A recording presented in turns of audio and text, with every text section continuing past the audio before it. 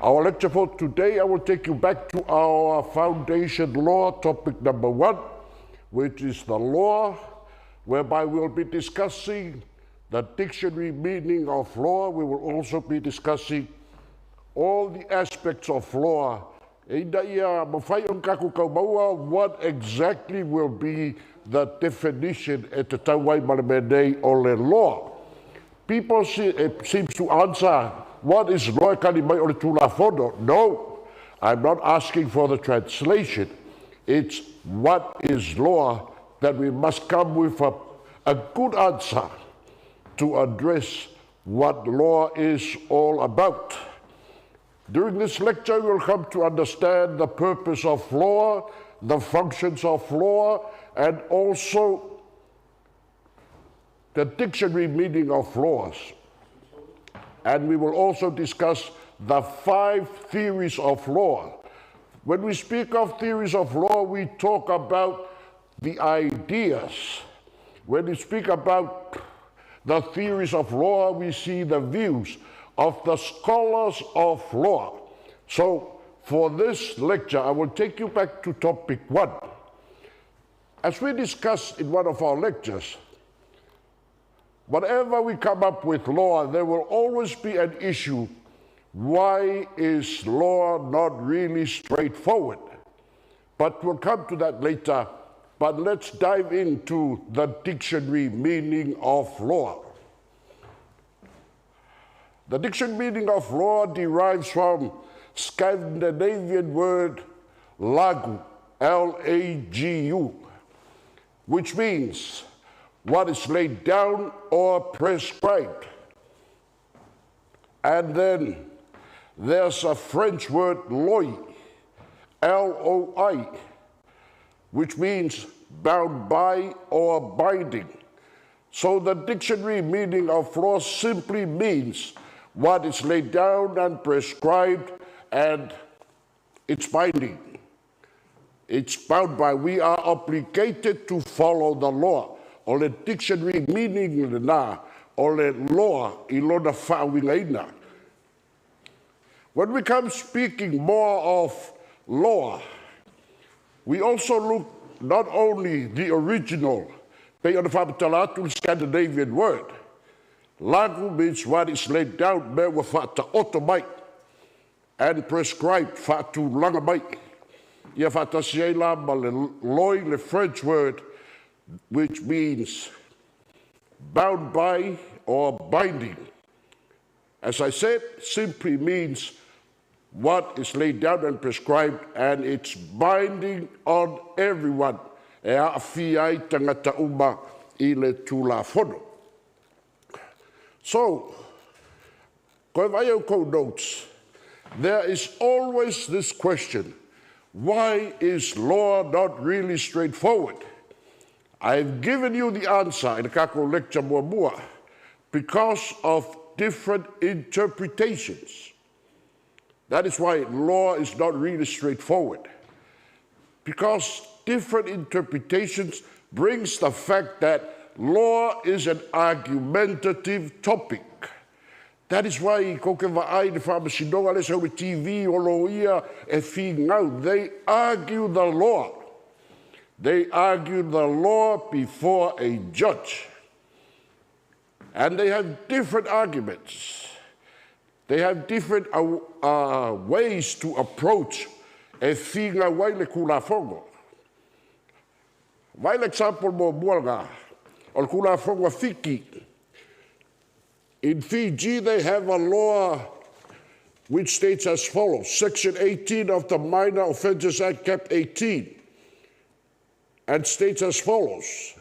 Any person who spits or discharges any nasal fluid or mucus on any public place shall be guilty of an offence and shall be liable on conviction to a fine not exceeding $10. Well, that is the law. Every law is passed by Parliament, because that is a function of Parliament. They make the laws.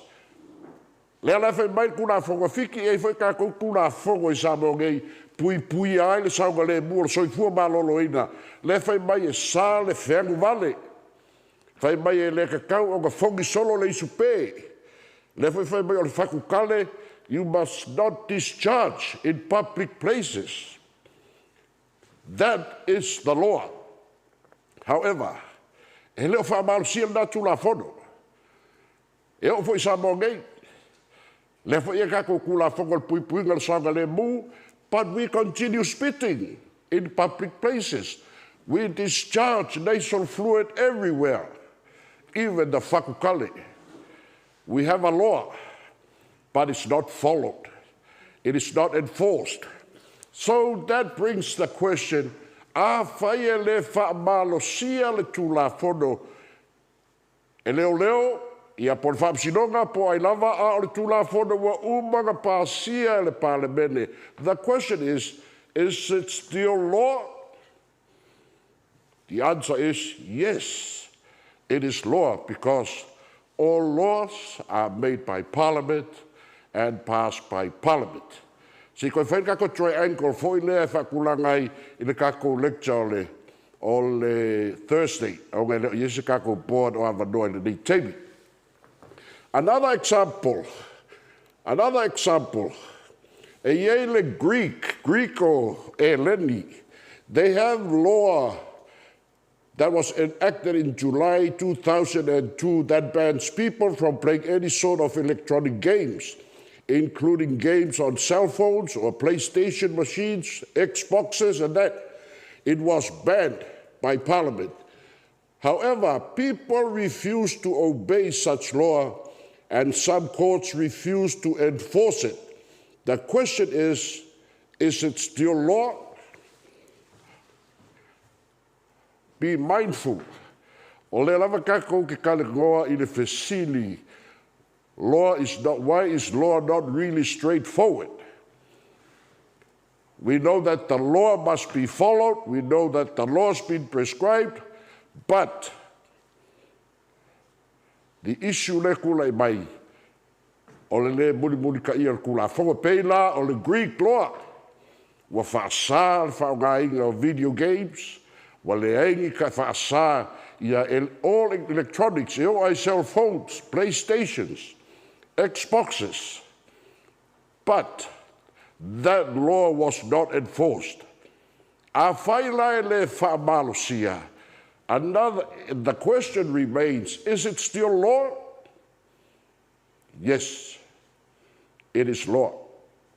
Then, that comes the contradiction. Lefete na iei mawhauwhaunga o le kokele. Pe whiala i tu ai ngā whianga. O le whai o le kulafongo. Ai le muli ka ia le kulafongo. So now, another classic example, law is not really straightforward.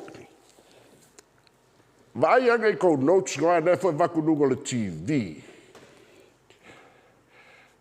O le kulafonga Papua New Guinea, Section 23, Subsection 2 of the Summary Offences Act 1977. That law says, a person who intentionally exposes his or her private part in a public place or within view of any person in a public place is guilty of an offense. Wakako loa lai pe whaoninga mai ngālanga whai kulafonga le parlemene o Papua New Guinea. Pe whaoninga whaanganga mō tangata mātutua. Ai whalongo mai lai scenario lea. O le scenario whapea, wa laku lo makua, avelanga kamba i le matawhanga, ka lai lava o lang kamba e ono tausanga, whaka ele sami. Wa naked, wa telenoa, a lewhai mai kula fongo, any person who intentionally exposes his or her private part in a public place or within view of any person in a public place is guilty of an offense. Now, here it looks complicated. O leo whai mai tūla whono, e sā o na telenoas tangata ino whakawhaitele. A whai e whakingo wa soli le tūla whono. A whaila o oe o le whaamasino. You are a judge. How would you decide? O ia kau whaasala. Koe vaai i tūnafono. Section 2. A person who intentionally exposes his or her private part in a public place or within view of any person in a public place is guilty of an offense. The question, who should be punished or who should be guilty? Pea whai o oe ma'u, malkako whaamsinonga. Ia loko ke lea whai mai. Kau ko whaasala tina, wal ki ngā leanga a le sea lava lava lang kama, kuri ranu ka ele kene ngoa i sami. Okay. Whai mai kisi e kākou whaasala ki ngā. Pole ko akele o kākou e ka kaunga punish the mother. But look again, a person. Mother is a person. The son, the 6-year-old son, is a person. O ai lai ka kaunga whaasala. Still, if fuli aka ko mawhauwhaunga whaasala ki ngā. But then look further into the law. Look further into the law. Who intentionally exposes his or her private part in a public place? It is not the mother. Ele o ki ngā lea ke le ngoa. O langa ka maungo kausanga. So another classic example of why law is not really straightforward. And that is why law is argumentative. Law is argued by lawyers. Law, if it na'i langono le kokele, mafuai o ngā whinau lo ia I luma o le whaamasinoga.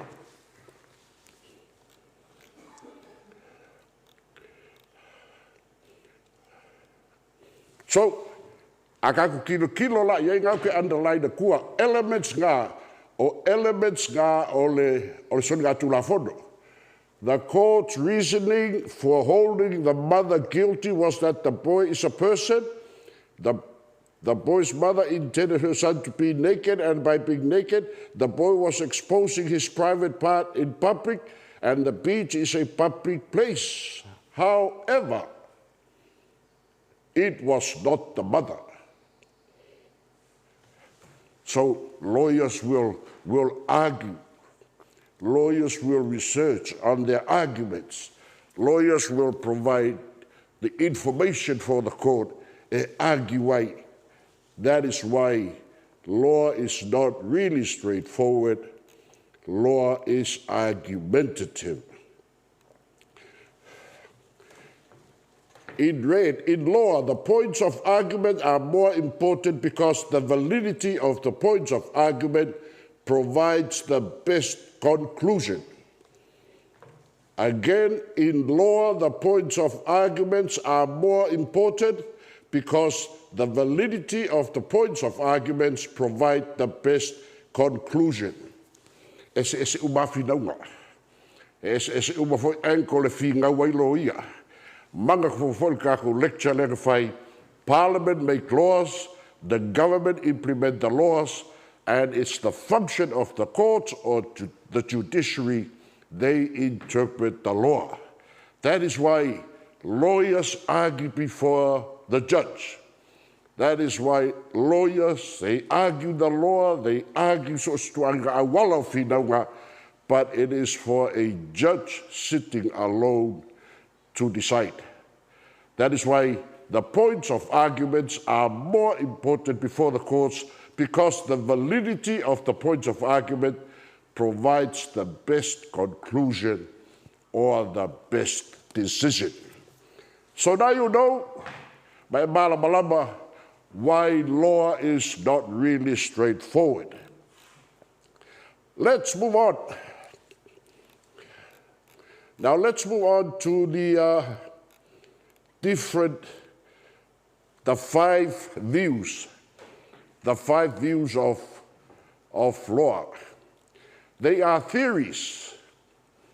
bear in mind when we speak of the different perspectives on law, when we speak of the theories of law, we are talking of ideas of law, not law. Okay, the first theory of law is the theory of the positivists. It's their view. The view of the positivists,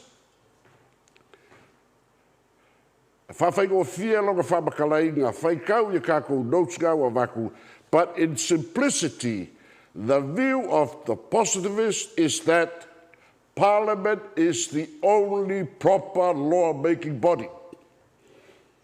Parliament is the only proper law-making body.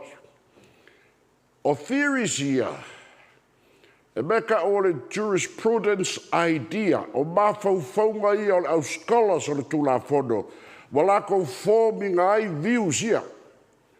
Leka wai le positivist view, and their view is Parliament is the only proper law-making body. Their view, seisime ese mai le Parliament, the positivists believe Parliament only Parliament is authorized to make laws. Ai langi si kula fongo I whafuako le Parliament e le kalia inga e la koe kalikongu I le theory lea o le positivist view. Their theory remains, their source of ideas remains that Parliament is the only proper law-making body. Then come theory. Lango kele I afianga fatasi ai ma ngā waa, ma le tomai, fatasi ma le maupoponga. But in simplicity, the view are realists. All those appointed by law must perform their duties according to law. O le simple, ma le whapuinga, o le whamalamaina, o le view lea are realists. Only those appointed by law must perform their duties according to law. They rely mostly on the quality and qualifications. Ia pēlan whakaikainga foi lea watu whawhamai o le whawhinge o la whangau. Ia ua ngaki ngei ainga awen whanmai. A wakuloa le kaungu ur whanmai, ia awe loi kukongu. Who do we expect e makala mai le theatre o lai kulai mai? Well, in the realist view, e ka kaunga makala mai le theatre o lai ku mai fo mai. Because they are qualified. They were trained. They are medical doctors. They are well trained e whawhangau whawhingi o la whangau. That is why e makua kalia ngā kālawa ia kako, we will never accept e makala mai le theatre a lai ku mai ai ia le kāmuka po le palama ia po seisi ia po kama fo EPC. No, they are not qualified to fight a better. Only medical doctors are qualified. E qualify ia le linesman on EPC lenga. E qualify lava le plama e whakingo ngā ruenga kaupaipa. E qualify for le kāmuka e whauwhale. But they are not qualified to whawhangau le whawhinge o le awhangau. That is the function and duty of a qualified medical doctor. That is why in simplicity, in the view of realists, only those who are qualified, appointed by law, and they must perform their duties according to law. You come here for education. You expect qualified lecturers. You come here expecting qualified tutors. Le winga kolunga o le view are realists. Then we come to the third, the natural view, or the view of the naturalists. That view is basically on the idea of the environment and involves the story of the creation. Ia whaatasi ma le si o manga i o le tūlanga uma e pei e mafuli a ngai i le tala o le fōwhanga. Ai, in whawhaiko fiaina, it forms the basic theory that all laws must be based on principles of Christianity, Christian values, and biblical teachings. Mangakua. This is the view of the naturalists that differ from the realists and differ from the positivists. This is how they see law. Le fō maina lako theory lea that all laws shall be based on Christian principles, Christian values, and biblical teachings. That's how they see the law. That is how the naturalists see law. Ia, e le whapela whapapakiso le loa, pe whapaia le loa. No, their view must be based on Christian principles, Christian values, and biblical teachings. Then, the sociological view or sociological phenomenon. It is basically on society and human behavior.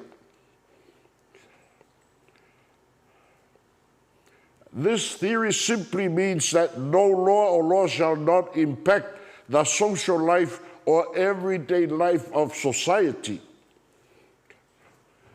Example, a whai mai se kula fongo e le pale mene. O aso lua umai whaapaku uma uno kengi. I le se kula fongo le lei. Because it poses impact on social life. E tūsai lava le kenge ia po le ale whainga whailonga unu. Pe whaapaku, pe whaile whili, pe whaakaukau, pe whaile ponytail, whatever. O lona winga I le view o le sociological phenomenon, no law shall pose impact on social life o tangata lau tele.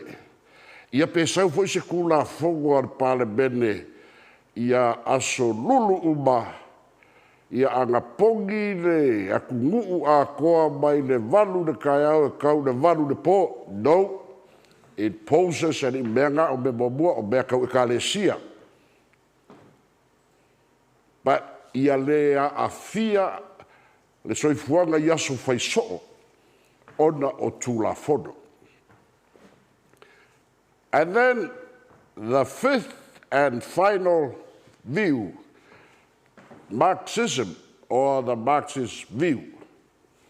Ia Karl Marx, no uma, is an economist and bases his ideas I maka upu kau le tamau a inga, na kea oa o fo'i le mele o le capitalism, wa iei fo'i ana o onga e winga le oppression, ma a fianga o tangata lau tele. Lea la iei langa viu le ngalo iei kongo kako notes, but in simple, the Marxist view forms the ideology that any law that brings poverty to society is just a bad law. Le winga le nā le o onga o mawhauwhaunga, the Marxist view. Any law that brings poverty to society is bad law. O le poverty, ngau mativa, a iei tu la fono e ngau mativa i le atunuu, pe matua mativa i le atunuu. E le se ku la fongo le lei ngā. So here, these are the 5 theories of law. O mawhauwhaunga uma ia, o e la tau te su e le tu la fono, they are scholars of the law, and they have different views e whaatatau I le tulafono. E iai la le whesiri leo ke mga ako ke kali mai.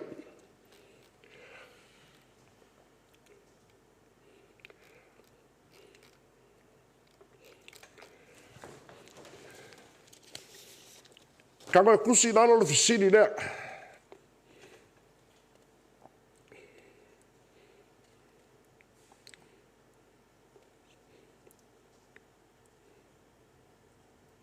What theory of law does the Ten Commandments relate to? O le ale theory of law does the Ten Commandments relate to? Ma le fesili longa lua lea. Lagu is a Scandinavian word meaning what is laid up, and loi is French meaning bound by.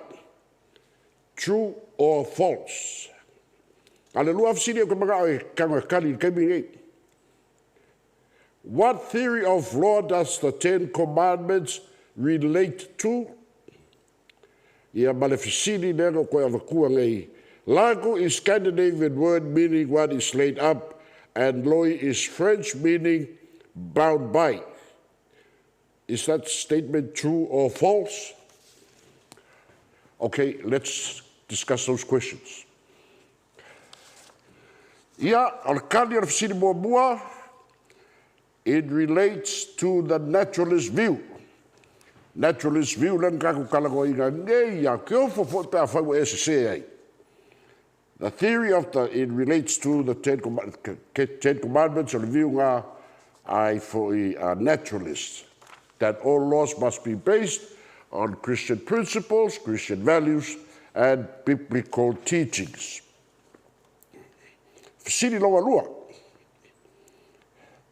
Lagu is a Scandinavian word meaning what is laid up, and loi is French meaning bound by. True or false?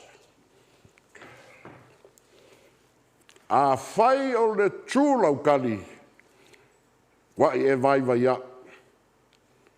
O le kali o le false. Nothing in this world is laid up.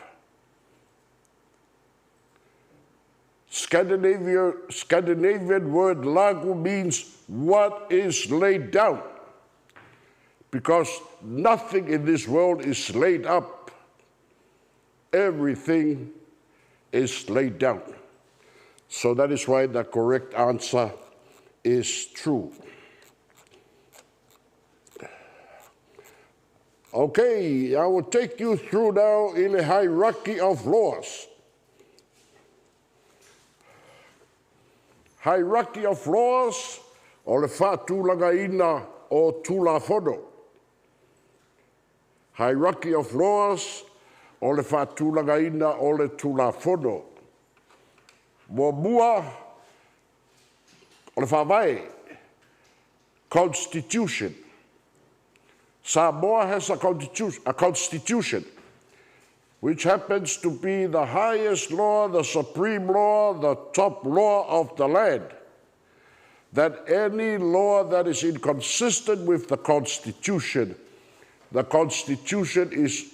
will always prevail. I say, it's the top law, it's the highest law, the supreme law of the land. Ole whawai ia, ole tula whono pito I maua lunga le nao le atunu. Ole tula whono maua lunga fole nao Samoa. Ia ma so se atunu te mokalasi. So se atunu te mokalasi e whaavai I le iai o lona constitution. O le constitution, o le malosi anga wha le tula whono. So se tula whono e whete nai ma le whaavai e pule le whaavai. A wafo I o le whaavai o le tula whono sili, the top law and the highest law of the land. Lona lua I le whaasolonga o tula whono. Legislation. Legislation is also known as Act of Parliament or laws passed by Parliament. Mga kua, we are discussing the hierarchy of laws. E mawalunga na whaavae, so mai mtula whono pasia na Parliament. Ieni e sura nenga whisini mai nenga whaasa awaku na kani, e le mawalunga tula whono na Parliament, e mawalunga le whaavae, o le whaavae na whai e Samoa uma. I le whono whaavae o le tasiva, or we'll discuss the making of the laws in the topic 3. Al whatulangana ngā le hierarchy, e mawalunga lava le whaavae, so atu e loa ma legislation.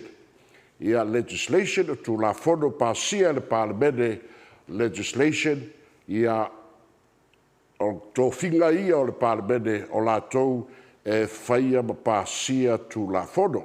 Ia mga kua foi o le legislation, they are acts of Parliament or laws passed by Parliament. They are also statutes, they are also ordinances. Yeah, they are all under the umbrella of legislation, laws passed by Parliament. Dai e lalo le whaasolonga tātou te whaasolosolo au wai e iei au whaangasolo le semester.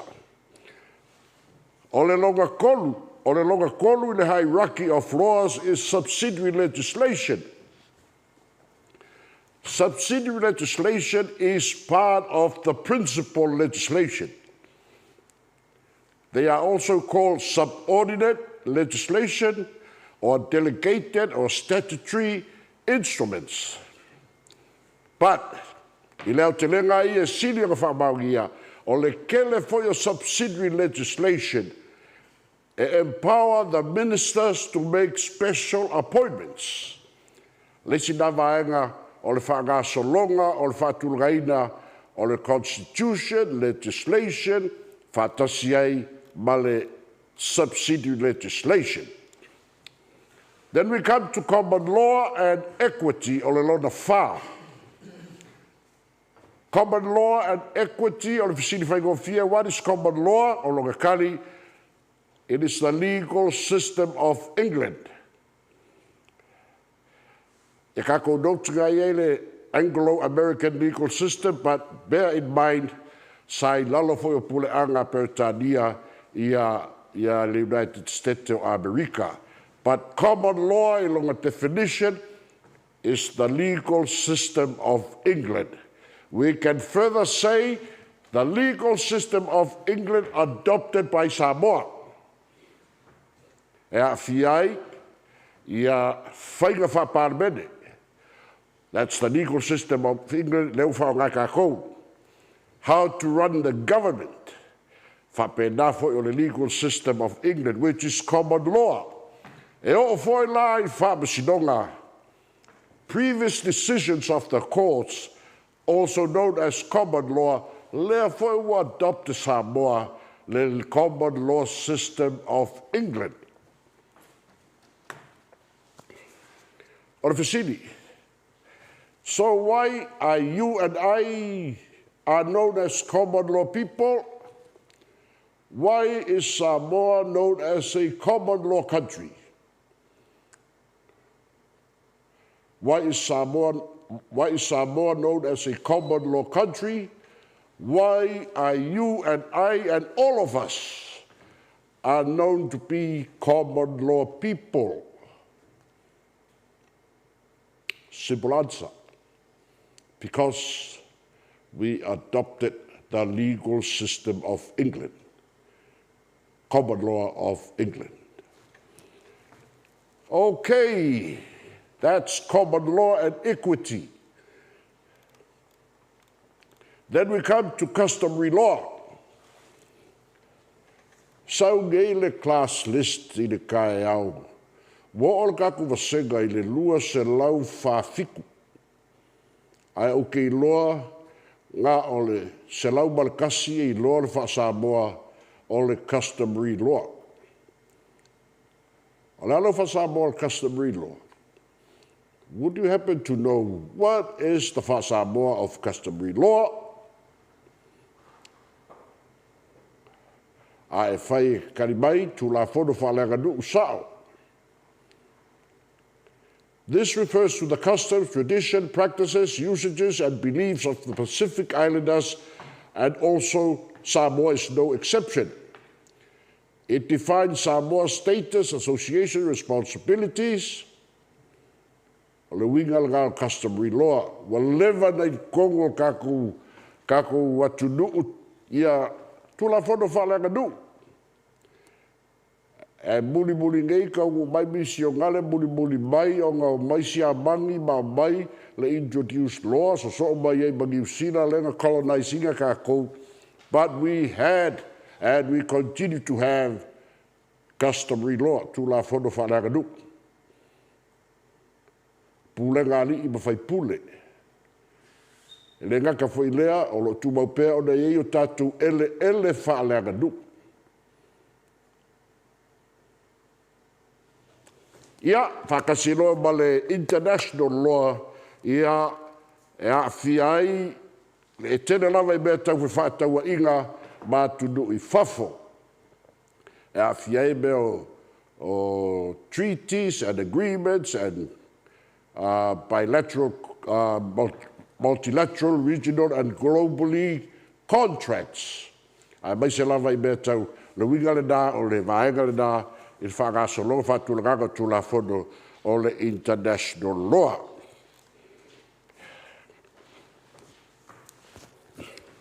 So let's move on to classification of laws.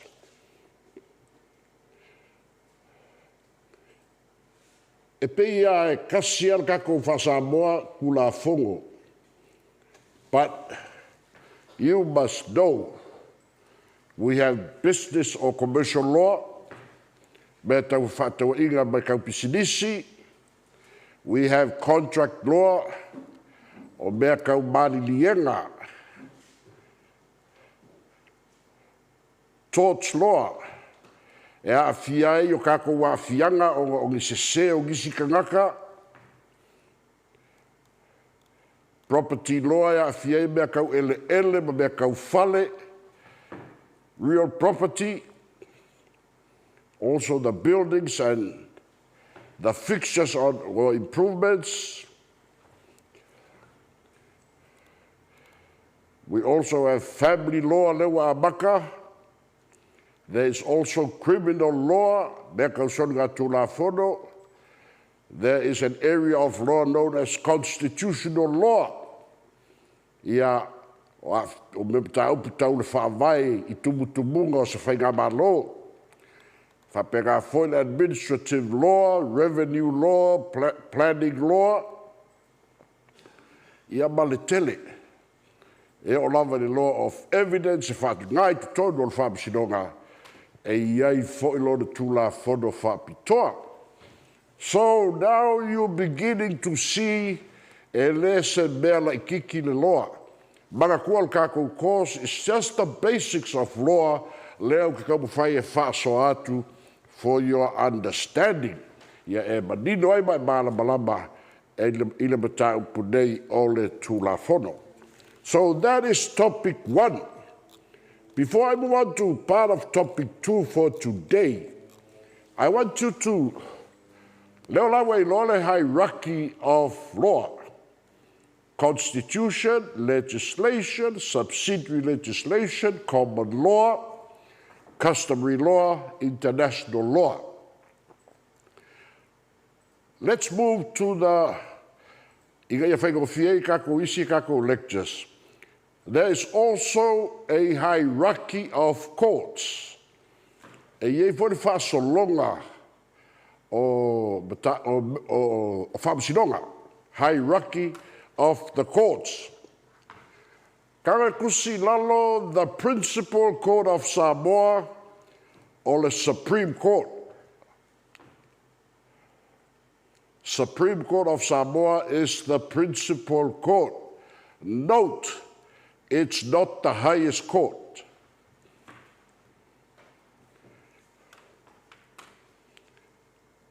Court of Appeal is the highest court of Samoa. Let me tell you why. Because decisions of the principal court, which happens to be the Supreme Court, or whaiunga the Supreme Court, is subject to be appealed and reversed in a court of appeal. Menga renga mawalunga court of appeal. E mawhai in a court of appeal o na sui whaiunga a the Supreme Court. Ai kumau pea, it remains the principal court is the Supreme Court. We'll discuss that further in week 4, but I want you to know the kaimiringai o ngā ieivaenga o topic 2 and topic 3 kako ke tiskasinga. So, highest court of Samoa is the Court of Appeal, then the principal court, ia so so'o mai ai loi lalo, Male District Court. Tula whamsinonga whai tu malo. E iai la maisi court ai se kako o iai, a iai le court whapitoa, which is known as Special Court, o le Land and Titles Court. Ia mo mita upu tau suafa matai, ma ele whaaleanga nuu. Ia o le vaenga mua le nā, tātou te tino iai, e winga I le mea nei o le loa. So now, what would be a definition? Lala se kako definition ma ngai lava e whamakala ai, pe a whasini mai, what is law? Ngai kako notes, ele kasi se kan. But there has to be a good answer. Globally, ai mai se fo'i ia onga es tula fono. In simplicity, if I go fear, what is law? They are rules that govern society. Rules. Yeah, regulations. Purposely to govern society. Mega lei fai kula fonga nu. Mega lei fai kula fonga I kalesia. E fa penga foi no winga o tula fono lea. What is law? They are rules. E govern. E fa tonu wai, the community. Then going back to the purpose, inga ia file mu. But aua ngai ngalo. What is the purpose of law?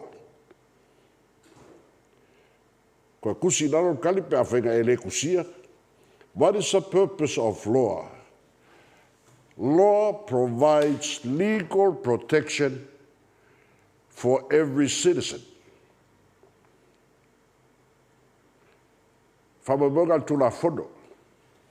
Law provides legal protection. Olo puipuinga whare tula fono na.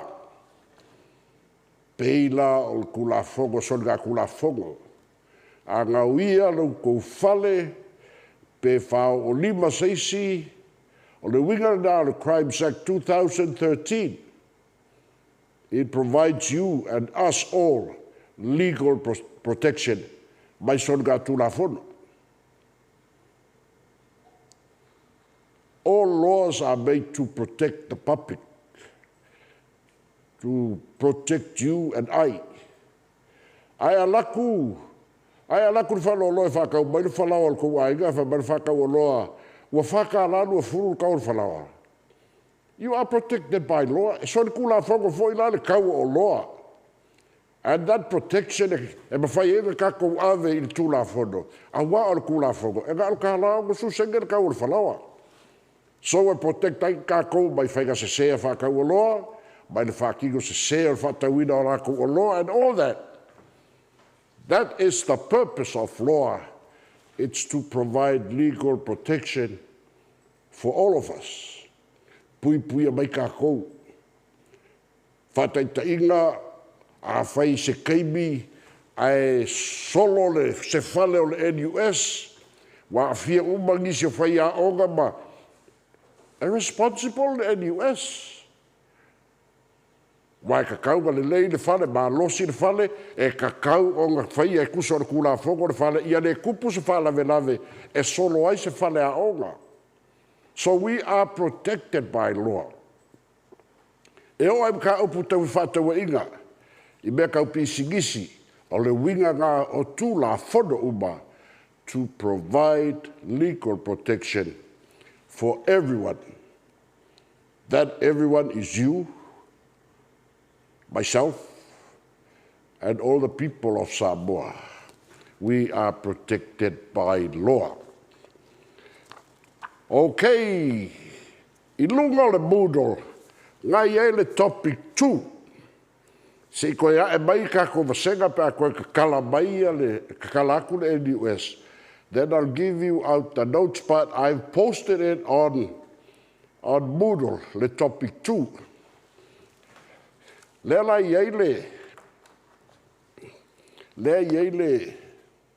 Le scenario leo ke mga ke wha longo le mai leo whai kaua kua.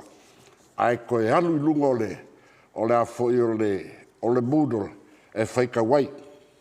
O le topic 2, law, justice and morality. That's the topic. O le nukala ngā le topic 2, law, justice and morality. So, what is law? Ya le uma kako discussing the law. That brings me to the question, then what is justice? What is justice? Ia ko kele ngala fai mai o le justice o le amiokongu.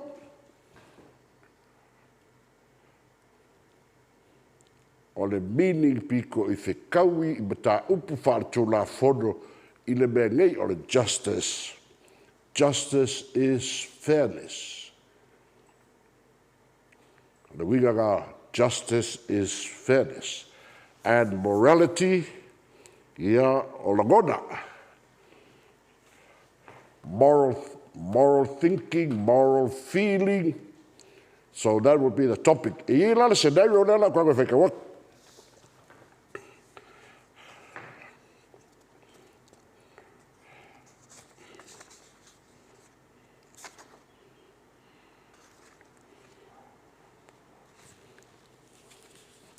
A poor dying old man stole a loaf of bread from a rich man in order to survive from starving. Well, stealing is against the law, but is what the poor dying man did, is it wrong? Would it be unjust to punish the poor dying man for his crime? A dying poor old man steals a loaf of bread from a rich man in order to survive from starving. Well, stealing is against the law, but is what the poor dying man did, is it wrong? Would it be unjust to punish the poor dying man for his crime? Okay, sko inga makua lava. Walunga oi maile le papa whalawa al kamaroa maumea. He had to do it. Ua fia ai. Nei se me ai. Ia to survive. Ia era mauala. Whapela o le whamasino. A waku losi koi inga ngei luma o le ali'i malka mai kai whamasino. Your Honor, this old man stole a loaf of bread from the rich man. O le ala le whaasalanga. O ai ka kau whaasala. Ai pe ka kau o ngā whaasala. Okay, look at it this way. In the law, yes, was solid kulafong. The old man violated the law. No wiga ele ngaka ngoi, was trespass, break and enter. Wo ko wal faro na inga, mai farawa. So, under the law, was sorry kulafongo. A whamen kulafongo, o le ngoi, kau whaasala whan pui pui i le luas hulkasi aso, must be in prison for 21 days. So you're the judge. What would be your decision? O le hale whai ua saa o kaua whai i le maka upule. Wa ngoi ko inga. Saa e le aia ma se o le ngā mea wa ngoi. Au mai le pāwhalawa, ai, fia ai, purpose, ia ola. Ai wa solid kula fungo wa ngoi.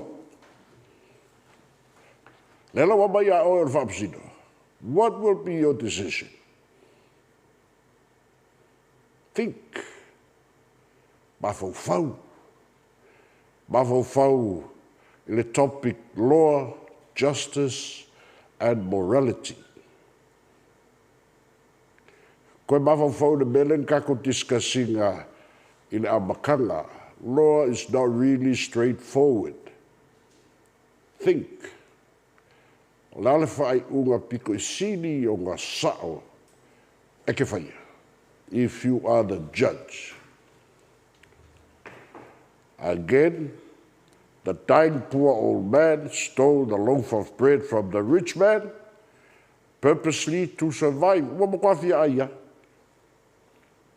But the law says, o le ngoi, o le surkulafongo, o le ngoi, I le pāwhalawa, e kau o whaasalai ngal whanpui pui 21 days. You're the judge. Are you going to send this old man to jail? Kakau. Nago sorry kurafu. But then comes fairness, justice. Is it just or is it fair to send this old man to jail for 21 days for a lousy flower? What do you think? And then morality, we'll discuss more in the Thursday. Morality, how you feel for others, how you feel for something. Your inner feelings, also known as subjective thinking, how you feel and how you think. Wala, wa maua sau whaiunga. Ave pēr wharpui pui. Sikoi inga moaso rusu kasi o ngoi. A whai ono whaiunga ngā sole o oio se whaamasigo mo kuale aia se alofa. There is morality, and you have to think, is it fair because is it just? Justice is fairness. Fairness ia te tauai a. Al kula whangoia wa kako I loa. But then, again, lawyers can argue because law is not really straightforward. Law is not really straightforward. It's argumentative. Lawyers can argue. E sao, wa solid kula whango ua ngaoi. But o I ele fair ele kula whango. Ele just ai le kula whango. Pea whai e whakingo o ngā whaasala le geiko inga for a lousy whalawa ngā o le kā lao ngā susenge no kau. But in the eyes of the law, yes, wa solid kula whango. So that is why law is not really straightforward, because there is also law, justice, and morality. Later this week we'll speak of morality, discussing what is ethical and what is not ethical, standard of conduct. Ya, mai ka muli o kako lecture, kanga kusi lalo I le fesini lea. Wa umanga ko whaia, it is the function of Parliament that make the laws, the function of the government, Prime Minister and Cabinet, they implement the laws. They run the daily operation of the government.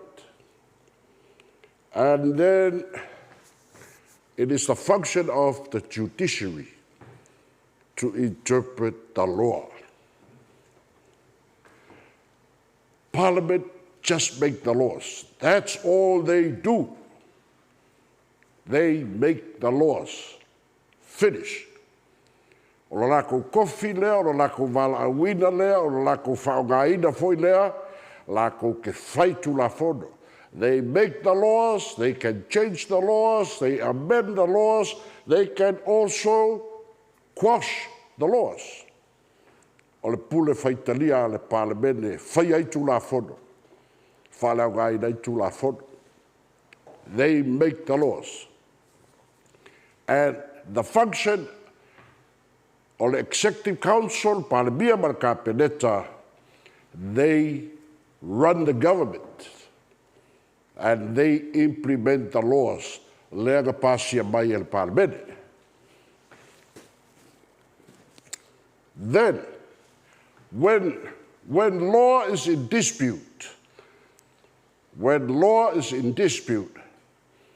it is function of the judiciary to interpret the law. So now, Parliament make laws, the government implement the laws, and the judiciary, they interpret the law. O le Fesili, why do people go to court?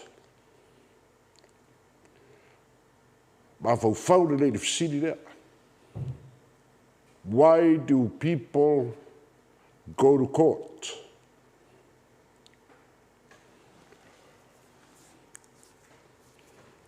Ko ke leve mai in the court